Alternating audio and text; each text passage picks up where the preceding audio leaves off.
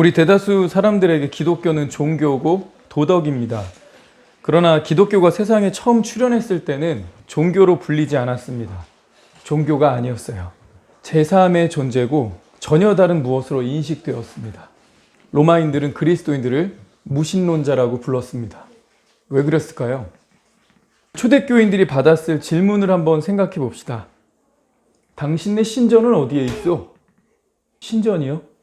저희는 신전 없는데요. 아니, 신전이 없다면 당신네 제사장은 어디서 일하는 거예요? 저희는 제사장이 없습니다. 무슨 소리야? 그러면 당신네 신들을 만족시키기 위한 장소도 없고 그 일을 하는 제사장도 없으면 신들을 기쁘게 하기 위해서 제사는 어디서 드리요? 아, 네. 저희는 제사 드리지 않습니다. 그렇죠? 하나님의 성령을 받은 한 사람 한 사람이 성전이기 때문에 신전 같은 건물이 필요 없고요. 예수님께서 단번에 영원한 제물이 되셨기 때문에 더 이상 우리는 동물을 잡아 죽이지 않습니다. 우리는 우리 자신을 살아있는 제물로 하나님께 드립니다. 기독교는 종교가 아닙니다. 기독교는 하나님과 관계를 맺는 겁니다. 종교는 신의 노여움을 풀기 위해 제물을 갖다 바칩니다. 종교는 신께 잘 보이기 위해서 시주를 하고 신을 즐겁게 해드리려고 그 앞에서 온갖 음란한 행위들도 합니다. 종교는 인간이 뭔가를 해서 인간의 노력으로, 인간의 고행으로 신께 나아가서 신을 만족시키려고 합니다. 그런데 기독교는요, 내가 뭘 해서 나의 어떤 노력으로가 아니라 하나님이 이미 이루신, 하나님이 완성하신 구원을 그저 믿음으로 받아들이는 겁니다. 이 선후 관계가 되게 중요한데요. 하나님께 은혜를 입으려고 뭔가를 하는 게 아니라 하나님께 은혜를 이미 입었기 때문에 감사해서 기쁨으로 자원함으로 무엇이든 하려고 하는 겁니다. 선후 관계 아시겠죠? 하나님께 잘 보이려고, 내가 구원을 받아보려고, 복 좀 받아보려고 이렇게 할까 저렇게 할까 잔머리 굴리는 게 아니라 그건 이미 관계가 종교의 관계예요. 내가 이렇게 해서 은혜를 받아보리라. 근데 기독교는 그게 아니라고요. 이미 하나님의 은혜를 받았기 때문에 감사해서 너무나 기뻐서 스스로 자원해서 이것저것을 하리라. 이렇게 접근하는 게 기독교입니다. 먼저 중요한 단어 하나를 오늘 정리하고 가겠습니다. 율법주의입니다. 율법주의. 율법주의가 뭘까요? 예를 들어서 사랑주의라고 하면 사랑이 제일이다. 사랑이면 족하다. 사랑이 동기가 돼서 행한다. 저 사람을 움직이게 하는 건 언제나 사랑이다. 뭐 이런 거겠죠. 사랑주의니까. 자유주의. 자유가 제일이다. 자유를 지키기 위해서라면 무엇이든 하겠다. 자유는 가장 중요한 가치다. 뭐 이런 게 자유주의겠죠. 그럼 율법주의라고 했으니까 율법이 뭐예요? 하나님의 법이잖아요. 그러니까 율법주의는 하나님의 법주의, 하나님의 법 중심으로 살아가겠다. 하나님의 법은 하나님의 성품과 하나님의 뜻이 담겨 있으니까 하나님의 뜻과 하나님의 성품에 따라 살아가겠노라. 나는 율법을 붙들겠다. 좋은 거 아니에요? 율법주의 좋은 거 아니에요? 그런데 율법주의라고 하면 앞에 나온 사랑주의, 자유주의처럼 이렇게 문자적인 의미가 아닙니다. 율법주의는 뭐냐면 율법을 지켜서 하나님의 사랑, 하나님의 호의를 받아내겠다. 율법을 지켜서 하나님의 사랑과 하나님의 호의를 받아내겠다. 내가 열심히 노력해서 의로워져 보겠다. 내가 열심히 노력해서 내가 수고해서 천국 가겠다. 이런 정신이 바로 율법주의 정신입니다. 정리해 볼게요. 내가 노력해서 의로워지고 내가 노력해서 하나님의 인정을 받고 내 노력과 수고로 하나님의 축복을 끌어내겠다는 사실 인본주의입니다. 은혜가 아니라 자기의인 거죠. 하나님이 주권적으로 부어주시는 게 아니라 내 노력으로 받아내겠다는 겁니다. 그래서 필연적으로 율법주의는 기브 앤 테이크가 되는 거예요.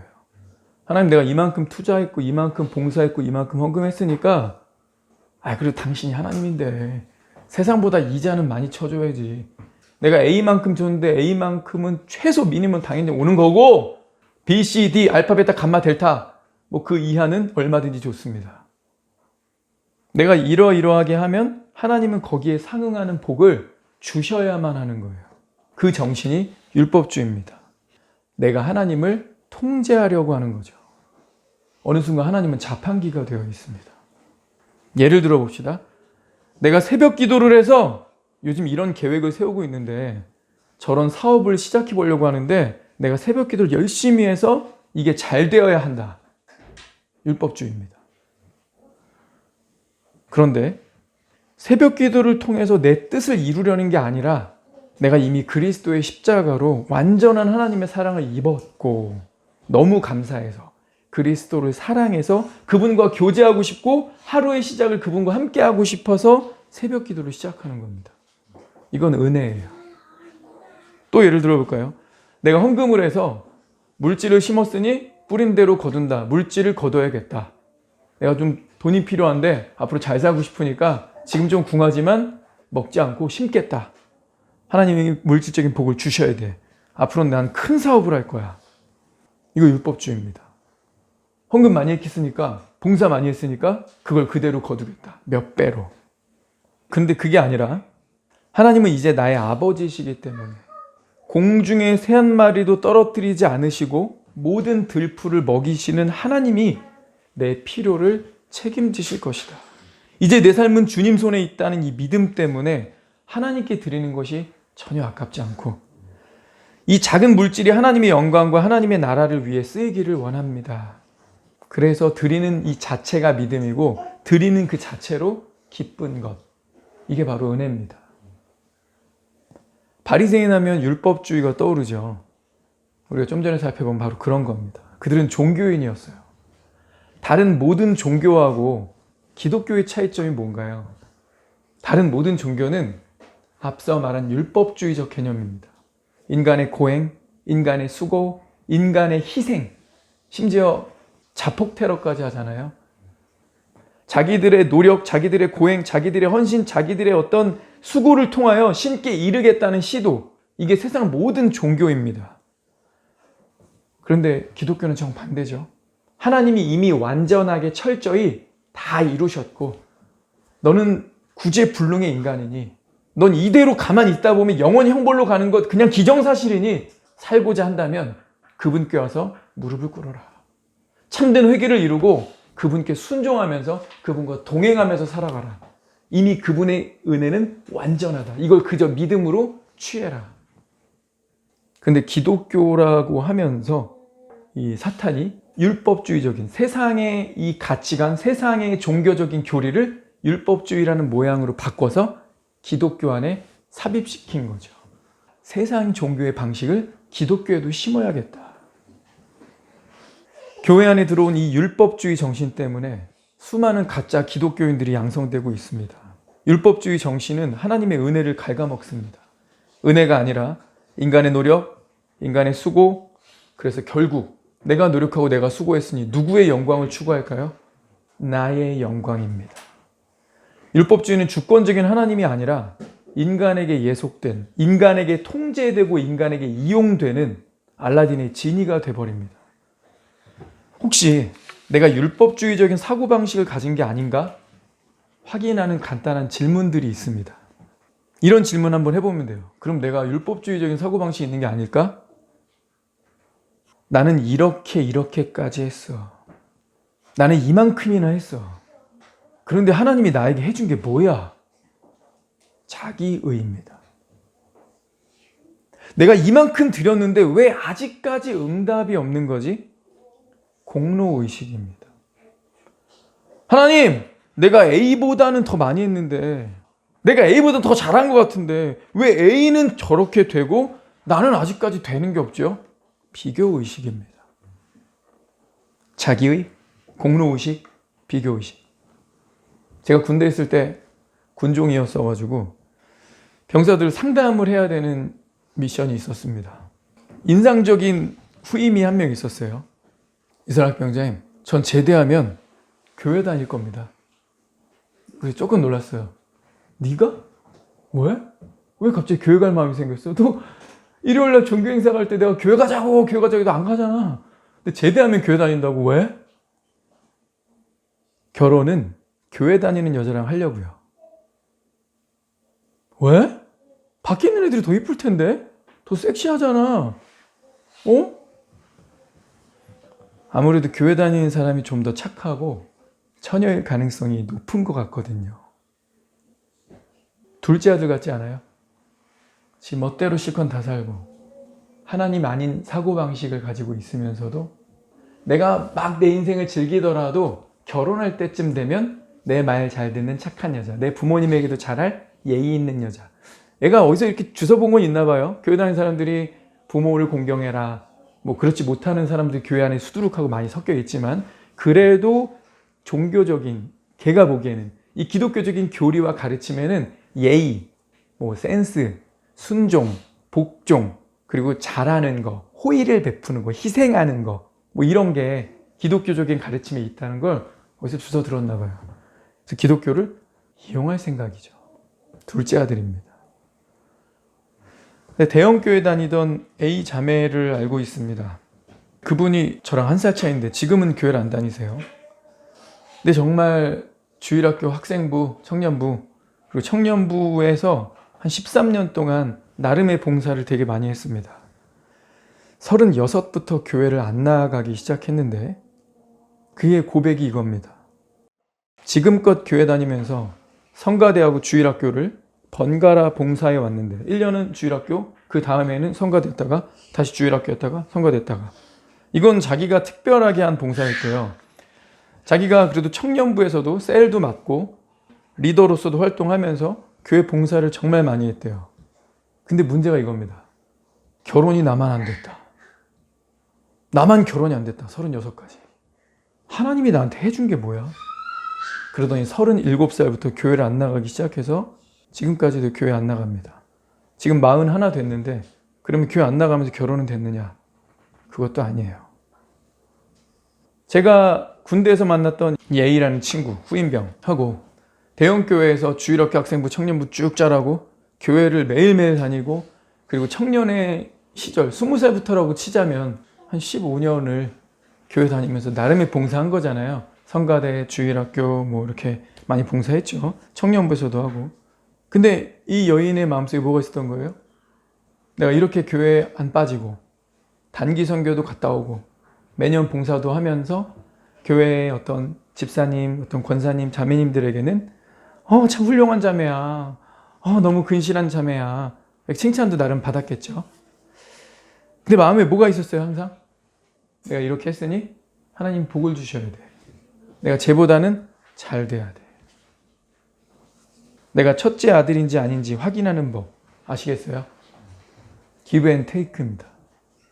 하나님을 사랑해서, 그분 자체가 기뻐서, 그분의 은혜에 감사해서가 아니라 나의 뭔가를 얻어내기 위한 방편으로 생각하는 거죠. 어떤 일이 안 풀릴 때 하나님을 더 찾고 하나님을 더 붙잡는지, 아니면 일이 안 풀리고 뭔가 되는 일이 없다고 느낄 때 하나님께로부터 떨어져 나가는지를 보면 이 사람이 율법주의적 사고방식인지 은혜로운 사고방식인지를 확인할 수 있다는 거죠. 지난주에 얘기했던 후회와 회개의 차이하고 같습니다. 후회는 뭐였어요?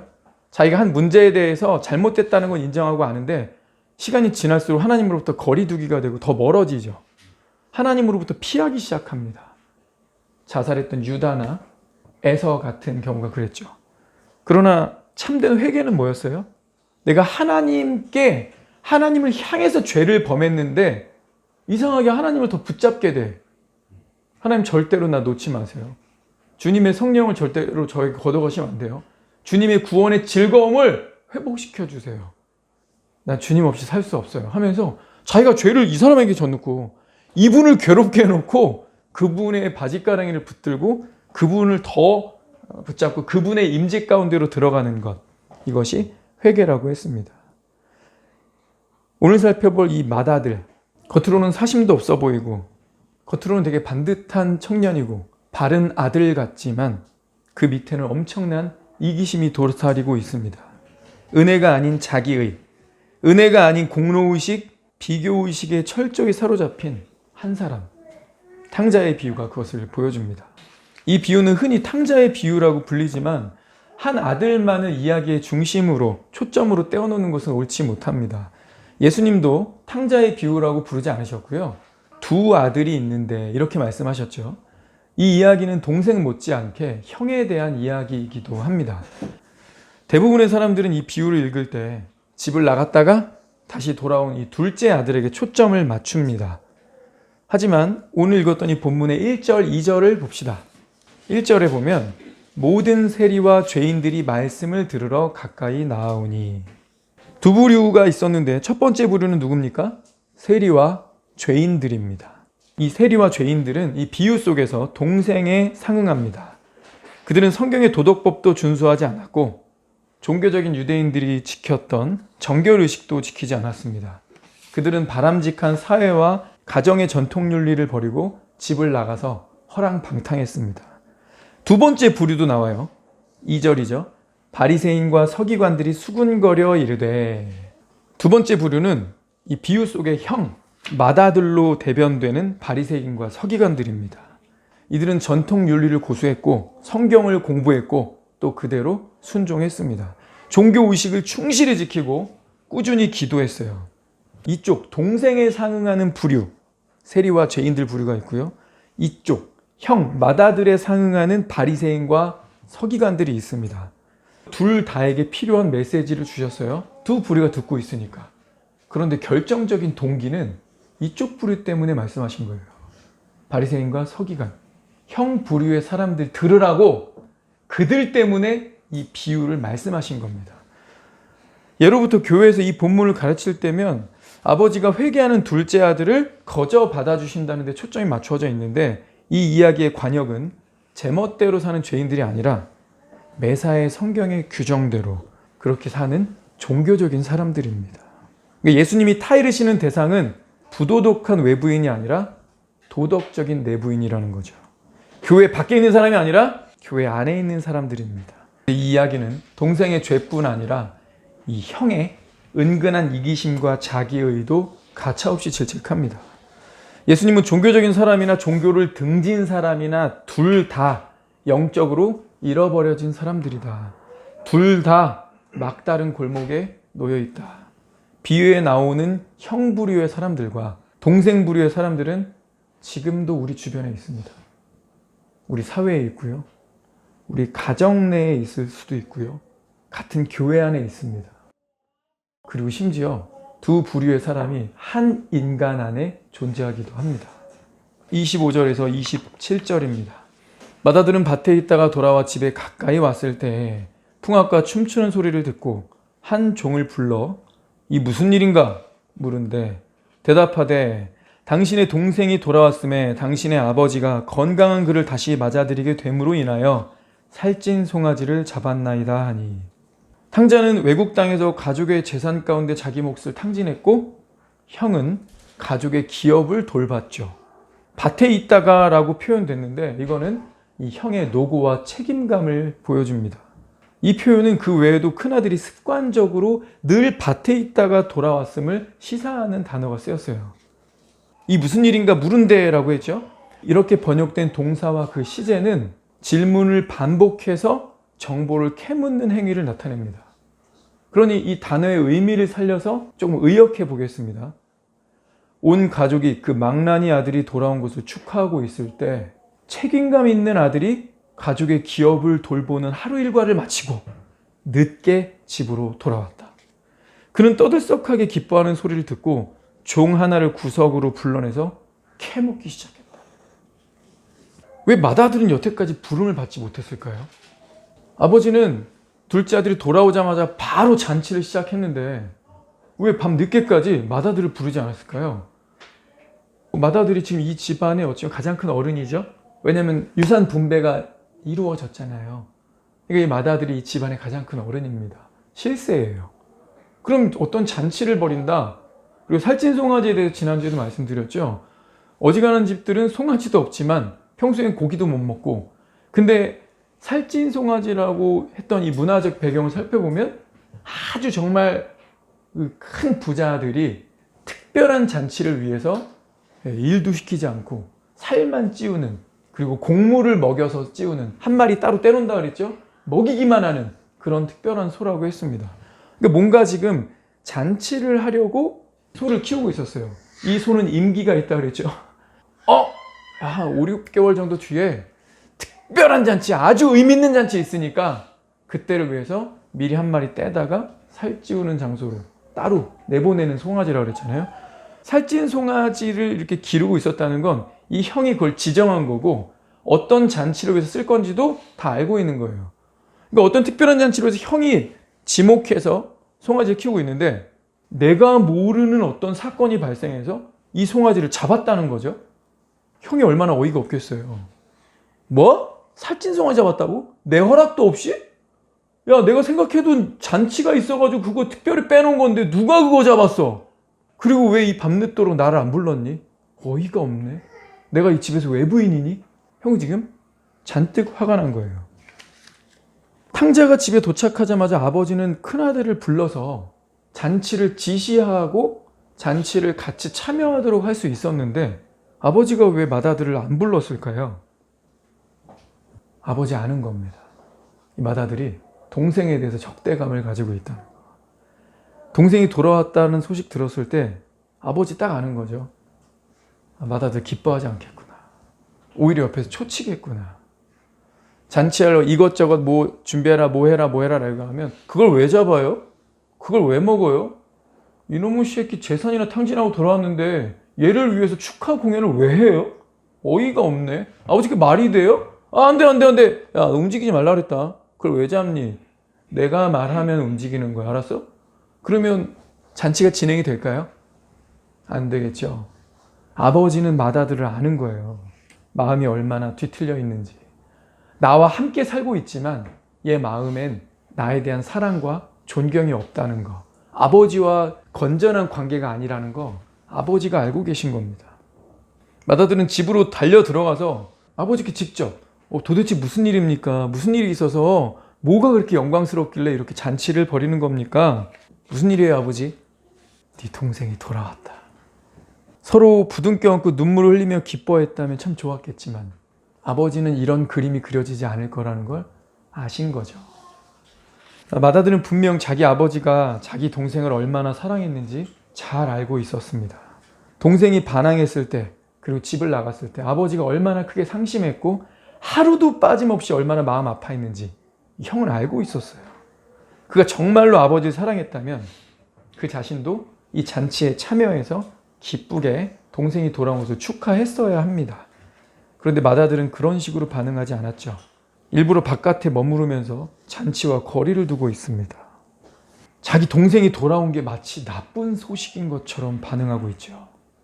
동생이 살아있다는 사실을 알게 됐을 때 기뻐해야 하는 게 합리적이지 않을까요? 동생이 얼마나 변화되었을까? 좀 관심을 가지고 그 잔치에 참여할 수도 있었을 텐데. 이 맏아들은 아버지와 동생이 화해했다는 거 직감적으로 알 수 있죠. 살찐 송아지 잡았잖아요. 근데 이 맏아들에게는 뭐가 관심이냐면, 아버지 돌아가시면 이제 다 나한테 들어오게 돼, 이 재산. 근데 아버지가 지금 동생하고 화해하면서 이거를 갉아먹고 있죠. 맏아들의 눈에. 맏아들의 눈에 볼 때 이거 다 내 건데, 누가 내 말 떨어지지도 않았는데 송아지를 잡았어? 누가 이렇게 축하연을 하고 있어? 소만 먹었을까요? 최고급 포도주 나왔겠죠? 그죠? 음식들 이것저것 다 펼쳤을 겁니다. 이거 지금 법적으로 보자면 다 누구 소유죠? 맏아들 겁니다. 아버지는 분명히 재산 상속을 했기 때문에 갔잖아요. 그러니까 이제 동생은 다 탕진했으니까 이제 남은 거 다 큰형 건데, 아버지가 이거를 탕진하고 있다고 보이는 거예요. 그는 오로지 자신의 권리와 재산만 관심이 있었습니다. 아버지에 대한 감사의 마음은 결여된 채 이기적인 태도로 일관하고 있는 거죠. 저와 여러분이 아버지라고 생각해 봅시다. 내 평생 내가 수고하고 일궈놓은 재산, 어떤 물질 있어요. 내 자식 있는데 큰아들이나 작은아들이나 내가 무슨 호구도 아니고, 아버지 돌아가시면 내가 두 몫이다, 내가 한 몫이다, 넌 네 거 다 썼으니까 이제 내 거 건드리지 마. 이러고 있으면 맏아들 이쁘게 보일까요? 아버지 아직 살아계시는데 상속했다라고 얘는 의식하고 있기 때문에 아버지 살아계시는데 송아지 한 마리 잡은 거 가지고 내 거 써요. 돌아가시고 다 내 건데 나한테 허락받고 써야지. 그 아버지는 왜 지금 살아계시는 거지? 혹시 아버지 마음 어떨까요? 나 평생 뭐하고 산 거야? 이것들이 다 지 거라고 생각하고 있네? 이미 나 아직 죽지 않았는데 아직 다 아버지 건데. 이 맏아들은 감사의 마음이 없는 거죠. 맏아들은 탕자가 그랬던 것보다 사실은 훨씬 더 은밀하게 지금 아버지에게 반항하고 있는 겁니다. 이거는 누가복음 15장 1, 2절에서 보여줬던 이 모습의 정확한 반영이죠. 모든 세리와 죄인들이 말씀을 들으러 가까이 오니 바리새인과 서기관들이 수군거려 이르되 이 사람이 죄인을 영접하고 음식을 같이 먹는다. 지금 형이 이 동생을 향해서 아버지가 이따위 아들을 받아들이고 잔치를 열었도다.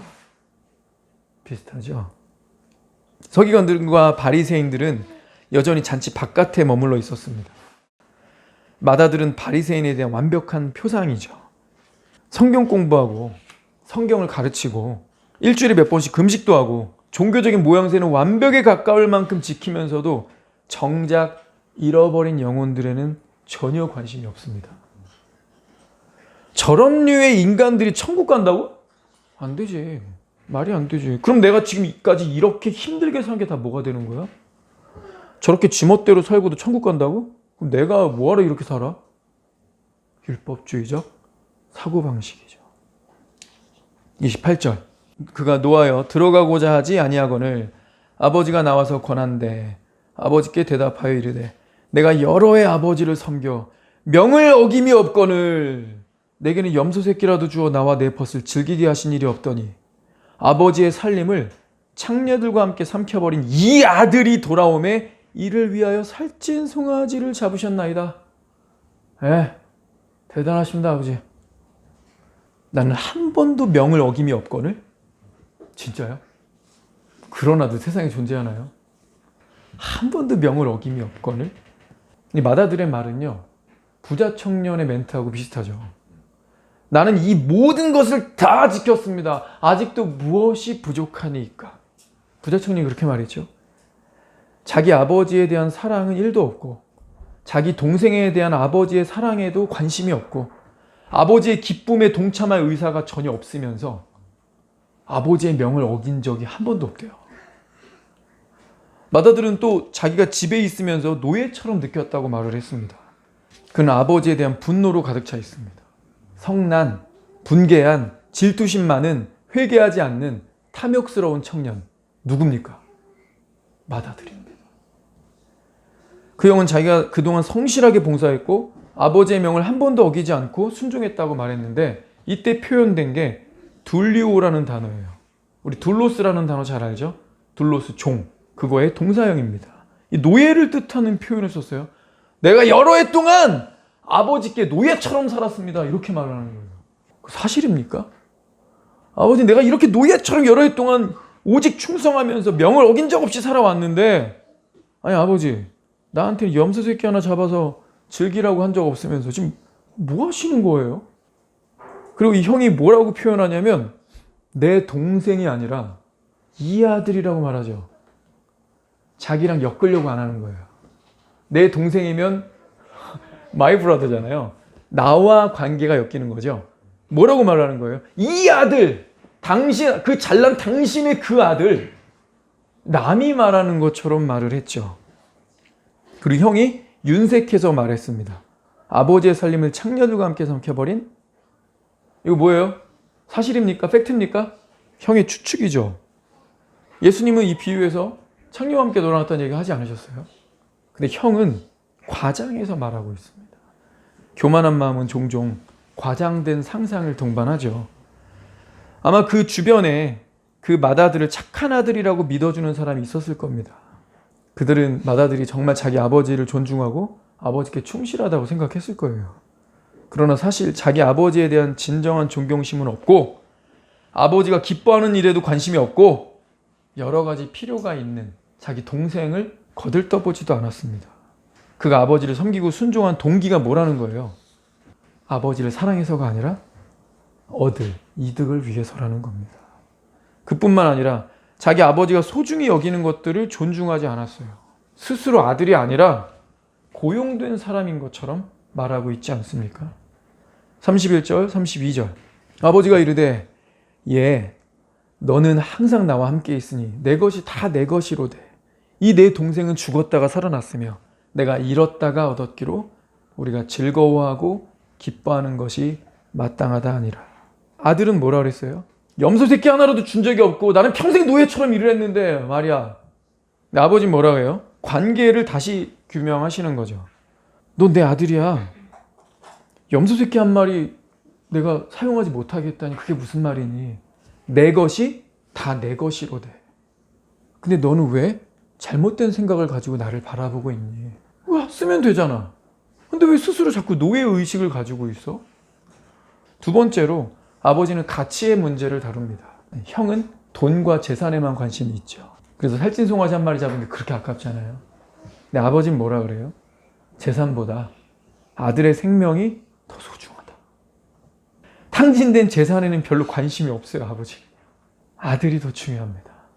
죽었던 아들이 살아났다. 잃었는데 다시 찾았다. 이게 더 중요하기 때문에, 이게 더 가치 있기 때문에 얼마든지 즐거워하고 기뻐하고 잔치를 여는 것, 이건 탕진이 아니라고 가르치시는 거죠. 이로 미루어 볼 때 이 형 역시 실제로 아버지를 떠났던 탕자 못지않게 고집스러운 죄인임이 드러났습니다. 아버지는 두 아들에게 관대하고 친절하고 사랑 많은 아버지였지만 두 아들은 모두 아버지보다 아버지 재산에 더 많은 관심을 기울이고 있었죠. 한 아들은 뻔뻔스럽고 반항적이고 신앙심이 없는 죄인이고요. 다른 아들은 체면이라는 가면을 쓴 채 살아가는 종교적인 죄인에 지나지 않습니다. 한 지붕 밑에 두 반항아가 살고 있었습니다. 다만 반항하는 방식이 달랐을 뿐이죠. 그러나 마침내 아버지는 진정한 아들 하나를 얻습니다. 회개와 용서가 은혜 속에 뿌리를 내린 진정한 부자관계를 탄생시켰습니다. 그러나 또 다른 아들의 미래는 불투명하게 남아 있습니다. 주님은 아마 이 바리새인들의 반응을 끌어내시려고 결말을 말씀하지 않고 이야기를 끝내신 것 같아요. 여러분들 이 결말 부분이 궁금하지 않습니까? 마땅하다 아니라 아버지가 말한 다음에 그럼 맏아들 어떻게 말해야 돼요? 맏아들이 어떻게 결말이 끝났을까요? 아버지 말씀이 맞습니다. 제 생각이 잘못됐습니다. 제가 아버지를 오해했네요. 아버지 저 용서해 주세요. 제 안에 솔직히 이기적인 마음, 동생을 미워하는 마음, 아버지의 재산이 마치 내 것인 양 생각하는 못된 마음이 있었습니다. 아버지 잘못했습니다. 저 용서해 주세요. 근데 아버지가 기뻐서 끌어안고 잔치로 같이 들어갔다더라. 이러면 참 좋죠. 근데 결말이 어떻게 된지 아시죠? 바리새인과 서기관들은 예수를 죽였습니다. 이 비유에서 아버지로 대변되는 예수 그리스도를 죽였습니다. 바리새인들이 이 결말을 어떻게 끝낸 거죠? 존매관 목사님은 이런 식으로 표현하셨더라고요. 맏아들은 아버지에게 격분하였다. 그래서 나무 막대기를 집어들고는 모든 사람이 지켜보는 앞에서 목숨을 잃을 정도로 아버지를 두들겨 팼다. 예수님이 일부러 이 비유의 결말을 내지 않으셨는데 바리새인들 너희들 들으라고 이 비유를 베푸는 것이다. 이걸 듣고 자기 모습을 좀 직면하고 깨달아라. 그리고 회개해라. 너도 잃어버린 아들이다. 권하고 타이르셨죠. 계속 기회를 주셨죠. 그리고 가르쳐 주셨어요. 무엇이 실상인지. 근데 바리새인들이 어떻게 했어요? 더 격분했습니다. 율법주의적인 사고방식, 오랫동안 종교 생활을 한 사람들은 자신의 실체가 드러나는 걸 매우 어려워합니다. 내가 그래도 이렇게 살았는데, 그래도 내가 한 게 있는데, 내가 쟤보단 난데, 나는 요만큼밖에 죄가 없는데, 요걸 이렇게 부풀려서 사람들 다 들으라고 창피하게, 내가 뭐가 돼? 나 교회 안 가. 이렇게 되는 거죠. 그러면서 결국 예수님은 어떻게 하는 거예요? 십자가에 못 박는 겁니다. 탕자의 비유는 두 반항아에 관한 이야기입니다. 한 아들은 공개적으로 죄를 지었고 다른 한 명은 자존심이 강하고 이기적이며 비판적인 성품을 숨기기 위해서 겉으로 착실한 체하며 살았죠. 방향은 다르지만 둘 다 십자가 앞으로 나와야 합니다. 예수님이 지금 가르치시는 것은 두 아들 중 누구도 아버지를 사랑하지 않았다는 겁니다. 둘 다 아버지를 이용해서 이기적인 목표를 이루려 했을 뿐이지 아버지를 사랑해서, 아버지를 즐거워해서 아버지를 섬긴 게 아니라는 거죠. 하나님께 반항하는 방식은 두 가지다. 하나는 대놓고 그분의 규율을 어기는 거고, 또 하나는 그분의 규율을 열심히 지키는 것이다. 에? 하나님의 말씀을 힘써 지키는 게 오히려 하나님께 대한 반항하는 것이 될 수 있다고요? 로마서 10장 2절입니다. 형제들아, 내 마음에 원하는 바와 하나님께 구하는 바는 이스라엘을 위함이니 곧 그들로 구원을 받게 함이라. 내가 증언하노니 그들이 하나님께 열심히 있으나 올바른 지식을 따른 것이 아니니라. 하나님의 의를 모르고 자기 의를 세우려고 힘써 하나님의 의에 복종하지 아니하였느니라.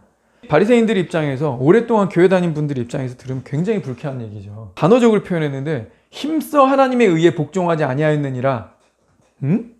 당사자들이 보기에는 힘써 정말 열심을 내서 교회 다녔고 봉사했고 희생했고 순종했느니라 라고 느낄 거예요. 난 정말 힘써서 노력해서 최선을 다했고 정말 교회 중심으로 살아갔다 라고 말하고 싶은데 하나님은 거꾸로 얘기하시는 거죠. 아니야, 힘써 복종하지 않은 거야. 내가 갖다 붙이고 싶은 이 힘써라고 하는 부사어는 내가 정말 힘써 주님을 위해 살았다 이 말인데, 주님은 힘써 복종하지 않았다, 거꾸로 말씀하시는 거죠. 바울이 구원받게 하고 싶다, 그런데 내가 정말 증언할 수밖에 없는데 뭘 증언해야 되냐면, 그들이 열심이 없는 건 아니야. 열심은 있어. 근데 바르지 못해. 자기 의를 세우려고 한 거야. 사람들의 시선, 사람들의 인정, 이 자신 안에 꿈틀대고 있는 뿌리 깊은 교만을 충족시키려고 살아간 거고, 그러기 위해서 잘하고 있었던 거고, 착한 척 한 거다 이거죠. 큰아들이죠. 맏아들이죠. 아버지 정말 사랑해서, 아버지 자체가 즐겁고 감사해서 자원하는 마음으로 무엇이든 하리라, 뭐 이런 마음이 아니고 사람들을 의식해서라는 겁니다. 혹시 저와 여러분 안에 둘째 아들 같은 심성은 당연한 거고, 우리가 회개하고 주님께 돌아오기 전에 우리 멋대로 살았잖아요. 혹시 지금도 멋대로 살고 있다면 우리 안에 여전히 둘째 아들 같은 탕자의 마음이 있는 거고요. 그러나 동시에 우리 찰스 스윈들 목사님은 너무 많은 대부분의 사람들이 이 말씀을 읽을 때 맏아들에다가 자기를 투영하는 사람이 없다고 얘기를 했습니다. 적어도 내가 맏아들은 아닌 것 같아. 딱 봐도 좀 부정적인 느낌이죠. 예수님이 누가복음 15장에서 앞에 비유를 두 개 먼저 하셨어요. 잃어버린 양의 비유, 잃어버린 동전 비유. 근데 둘 다 똑같은 말로 끝납니다. 어떻게 끝나죠? 벗과 이웃들을 불러 모아요. 이렇게 말하죠. 내가 잃었던 양을 찾았노라. 함께 하자. 우리 함께 맛있게 식사하자. 잔치를 초대를 합니다. 잃어버린 동전을 찾은 여인도 똑같이 말하죠. 이웃과 벗들을 불러다 놓고 내가 잃었던 동전을 찾았다. 우리 함께 먹고 즐기자. 자, 그럼 세 번째 비유. 같은 장에서 두 청자를 놓고 같은 비유를 하시다가 세 번째 비유로 갔는데, 여기에 모두 즐거워하고 있어요. 이 잔치에 돌아온 탕자도 즐거워하고, 아버지도 즐거워하고, 종들도 즐거워하고, 이웃들도 당연히 다 즐거워하죠. 누가복음 15장 이 전체에서 딱 한 사람만 잔치에서 열애되어 있습니다. 누굽니까? 큰아들이에요. 이 큰아들만 잔치 바깥에 있습니다. 근데 우리는 잘 알죠. 성경에서, 특히 신약성에서 말하는 잔치 비유가 뭘 말하는지. 어린 양의 혼인잔치, 천국 잔치를 말합니다. 근데 그 잔치에서 스스로가 들어가지 않고 스스로 아버지의 은혜를 끝끝내 거절하고 있는 사람 한 명입니다. 그러니 이 맏아들에게 자신을 투영하는 사람이 있겠어요? 딱 봐도 속은 맏아들의 마음이야. 아버지! 이 자식 축하 파티 해줄 게 뭐가 있어요? 축하를 받아야 된다면 성실하게 살아온 나 아닙니까? 나에게도 큰형의 모습이 좀 있지 않습니까?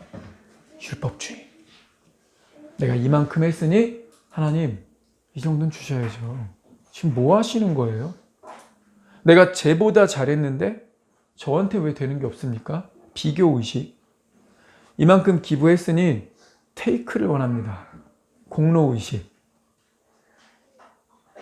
자기의 공로의식, 비교의식 여전히 있으면 우린 절대 율법주의에서 못 벗어납니다.